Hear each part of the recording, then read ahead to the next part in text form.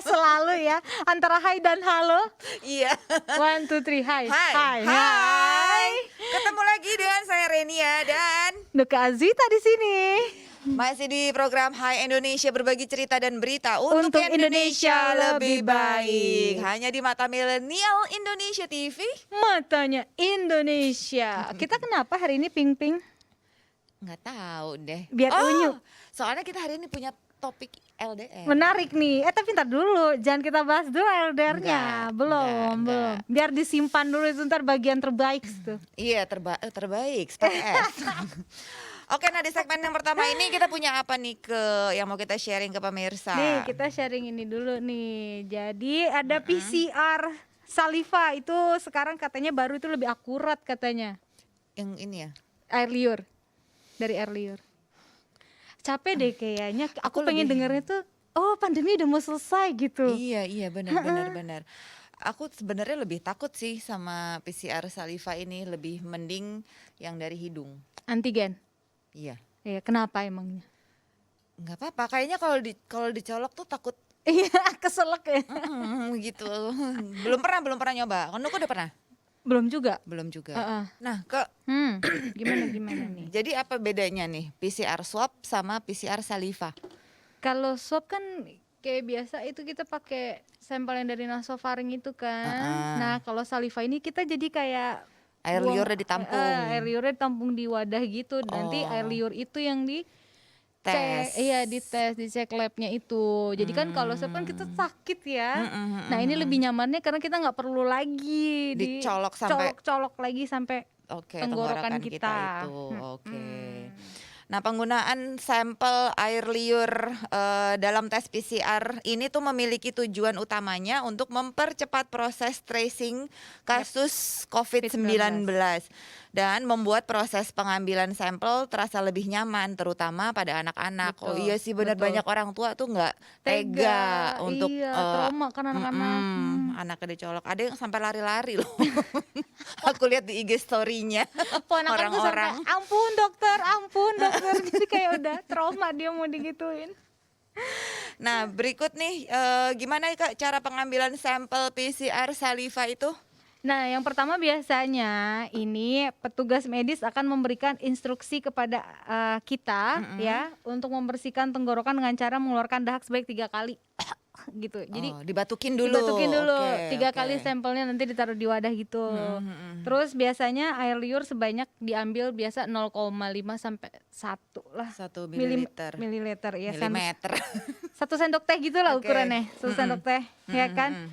Ke dalam tabung kosong yang steril buat ditaruh itu sampelnya. Terus biasanya sampel yang udah ada di tempat itu harus buru-buru ditutup, Kak. Oh, supaya nggak kena terkontaminasi mungkin ya kan gitu.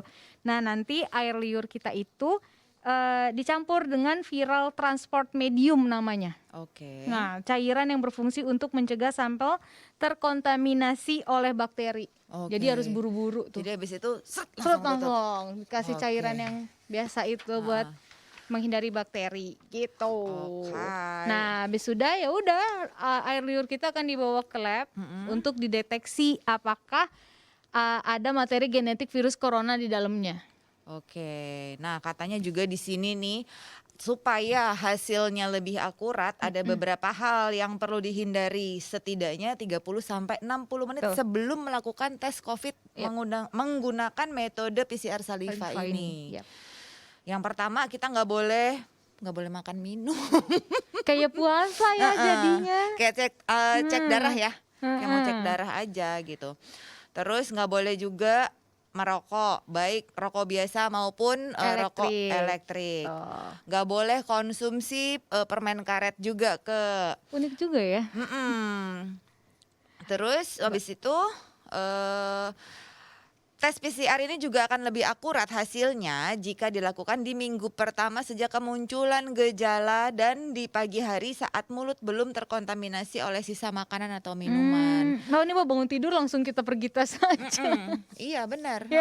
Kalau udah mulai ngerasa nggak enak gitu ya pemirsa, udah mulai greges terus pusing ya, pokoknya tanda-tandanya COVID. Malam tidur, besok ke jalan. Besok ke jalan. Gitu. Nah, ini biasanya sih Kak katanya nih tingkat sensitivitasnya dari PCR saliva ini itu mencapai 92%. Oh tinggi banget ya. Heeh. Nah soalnya selama ini kan kita pakai swabnya antigen. Kalau 86 sampai 92%. Wah, keren juga sih. Tapi Tunggu. hasilnya langsung keluar atau enggak ya? Nah itu dia proses untuk sampel hasilnya berapa lama ya kalau PCR Di sini sih swab? masih ya tetap ada kekurangannya ya. Oke. Tetap ada kekurangannya Apa nih. tuh kekurangannya? Ini resiko sampel airnya itu tadi terkontaminasi oleh bakteri.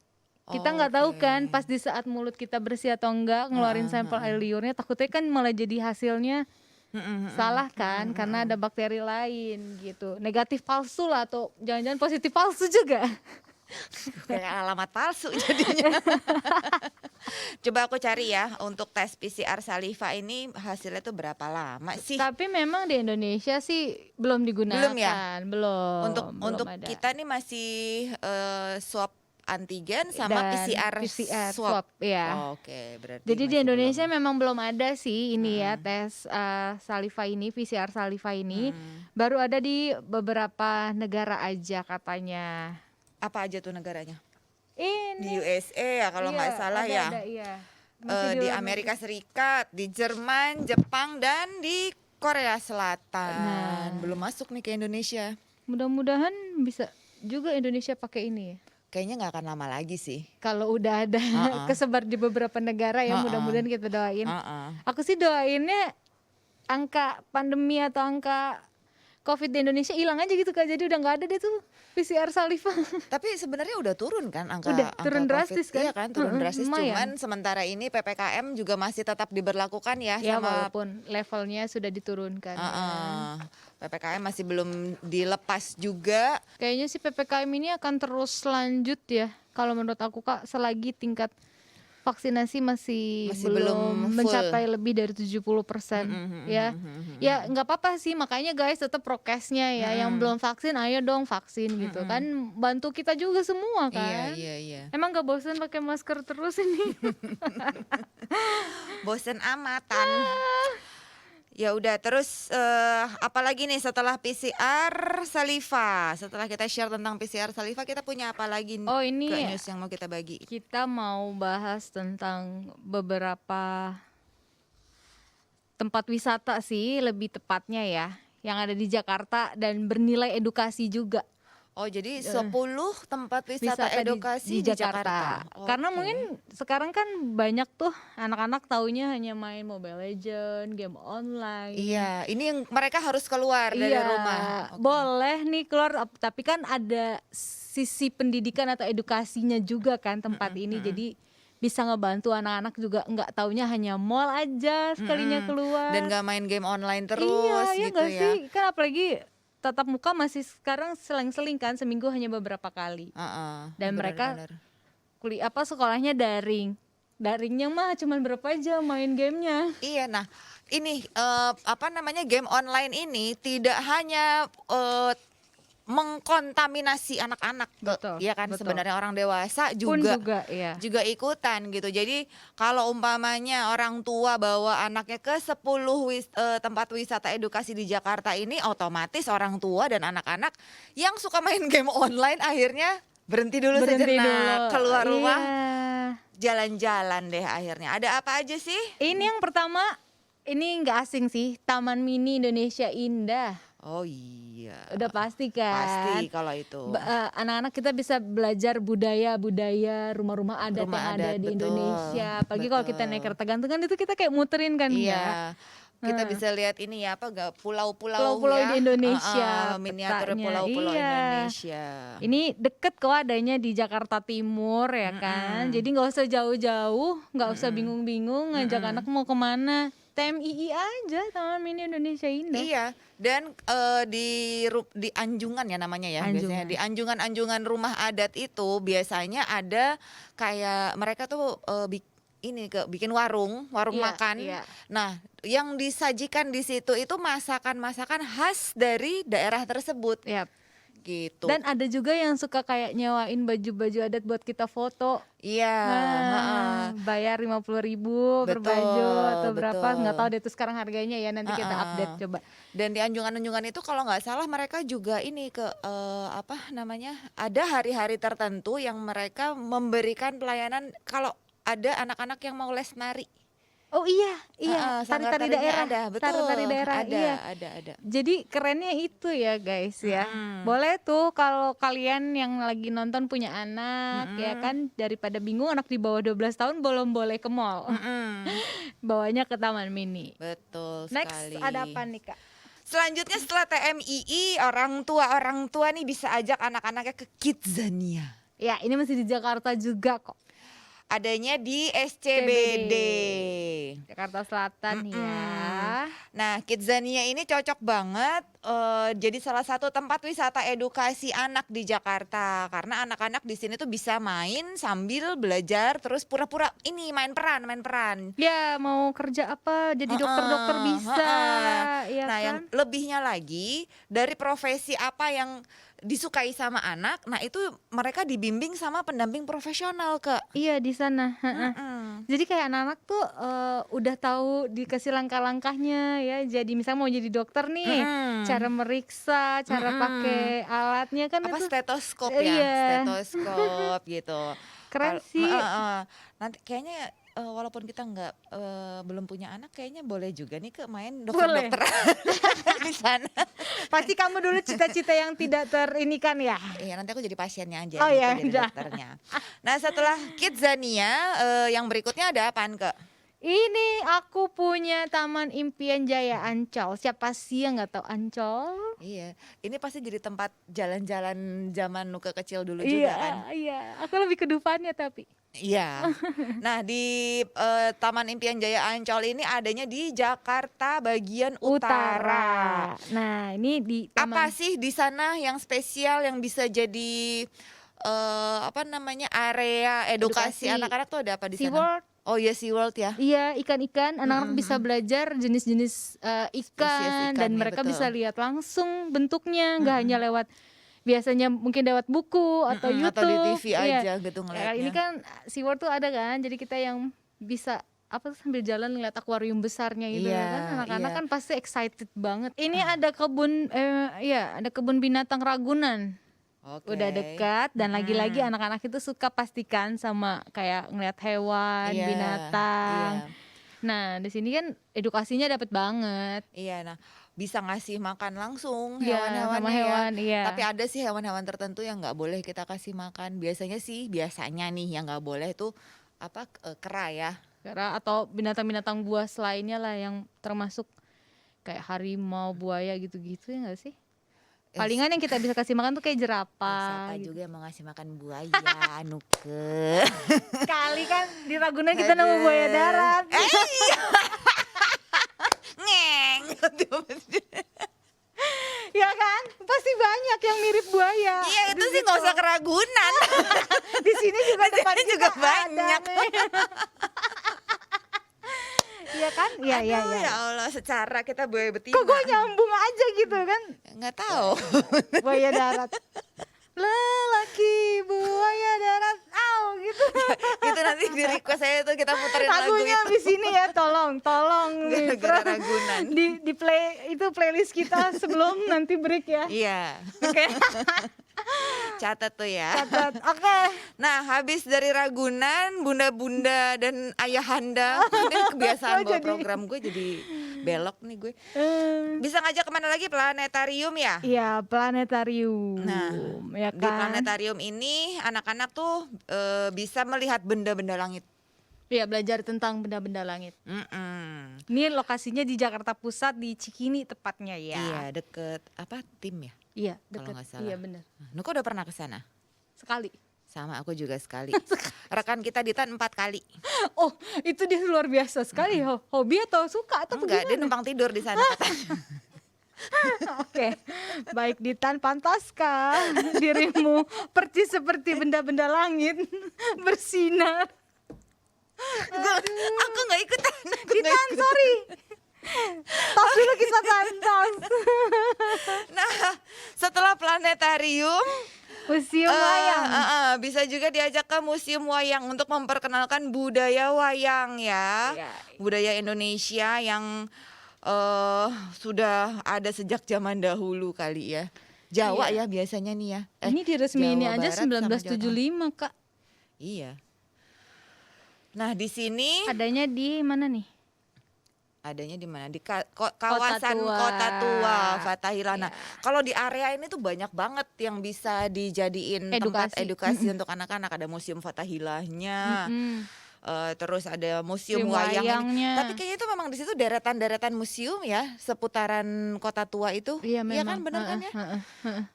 Ininya bagus banget, apa bangunan-bangunan di sana tuh memang masih asli banget. Aku suka sih jalan-jalan ke sana. Kayak gimana gitu ya, kayak berada kita kayak flashback di Berasa zaman bahula. berasa kayak none-none Belanda Ini nih, ya. baju kamu udah cocok tuh. Udah habis ini ke Kota Tua deh. Next ada apa nih? Bricks for Kids. Oh iya, habis dari museum wayang ada Bricks for Kids. Yap. Ini kayaknya baru nih, ini lebih Iya. modern kalau Iya, ini iya, iya. kayaknya Ini nih. adanya di Jakarta Selatan. Di Jalan Bendaraya Jakarta Selatan. Di Permainan. tempat ini menawarkan permainan Lego untuk anak-anak. Anak-anak doyan banget nih permainan ini kan. Ya. Yang bisa mengasah otak dan gerak motorik serta ketelitian anak gitu. Jadi biarin deh tuh ya, bawa anak-anak kalian ke sana, asik mereka ya kan, menyusun Legonya ya. Nah, habis itu tinggal beliin buat di rumah. Iya, walaupun di rumah tuh mainan Lego juga bisa, Bisa, dimainin di rumah iya. sendiri tuh juga bisa. Hanya mungkin kalau di tempat ini anak-anak jadi aku suka berlibet, bersosialisasi Karena ketemu teman baru, anak-anak yang lain, iya gitu. gitu. Next. Poin pentingnya sih itu gitu. Nah, yang Kita berikutnya punya Monumen Nasional alias Monas. Ini ikonik banget di Jakarta. Jadi kayaknya nggak mungkin banget kalian orang Jakarta dan sekitarnya nggak tahu Monas.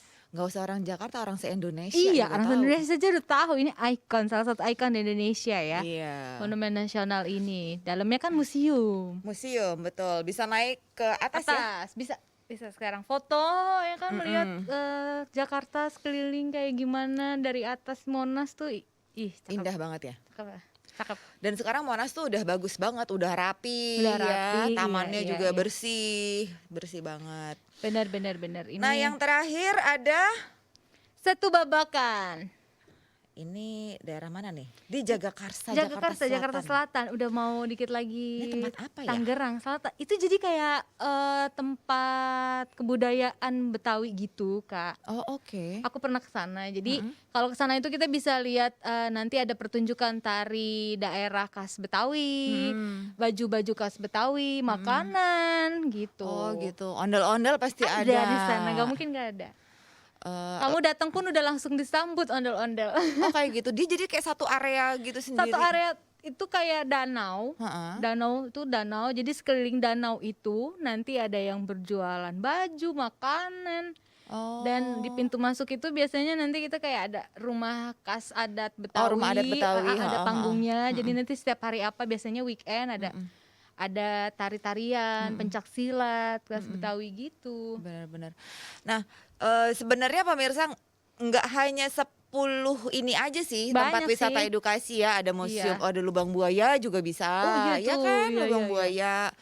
Terus udah gitu banyak lah kalau apa namanya tempat wisata dan edukasi tuh mostly rata-rata sih bisa dibilang museum ya. Museum banyak banget. Oh. Nggak usah jauh-jauh kayak ngomongin tadi lubang buaya, rumah bekas Ahmad Yani. Iya. Nasution itu kan Iya. dijadikan museum sekarang dan di situ banyak banget foto-foto tentang Sejarah. kejadian sejarah-sejarah tentang Betul. G30 SPKI Iya. atau apa. Dan masih banyak lagi deh. Rumahnya pahlawan revolusi hampir semuanya Semua, kayaknya ya jadi iya, museum ya iya. di kawasan Menteng ya. Iya, karena udah diserahkan semua ke pemerintah kan untuk Iya, dijadikan betul. museum. Ke ini sih ke PEN Angkatan Darat Ya. lebih tepatnya. Jadi banyak sih sebenarnya pilihan, tapi mungkin kita nggak bisa bahas satu-satu di sini karena keterbatasan waktu juga kan. Iya. Dan banyak banget ya kalau ngomongin tempat wisata di Jakarta. Jadi Iya. 10 itu dulu aja ya. Mungkin next nanti kita akan bahas lagi ya Kak. Nanti kita bocorin lagi yang berikut-berikutnya. Gitu. Ini Jadi sekarang kita kayaknya harus break dulu ya, Kak. iya, break dulu ya. Waktunya kayaknya udah kepanjangan.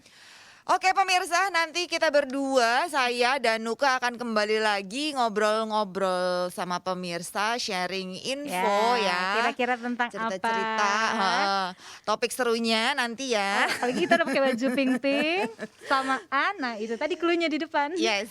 Ya udah, tunggu kita berdua kembali lagi di Hai Indonesia, berbagi cerita dan berita untuk Indonesia lebih baik. Hanya di mana, Kak? Mata Milenial Indonesia TV, matanya Indonesia.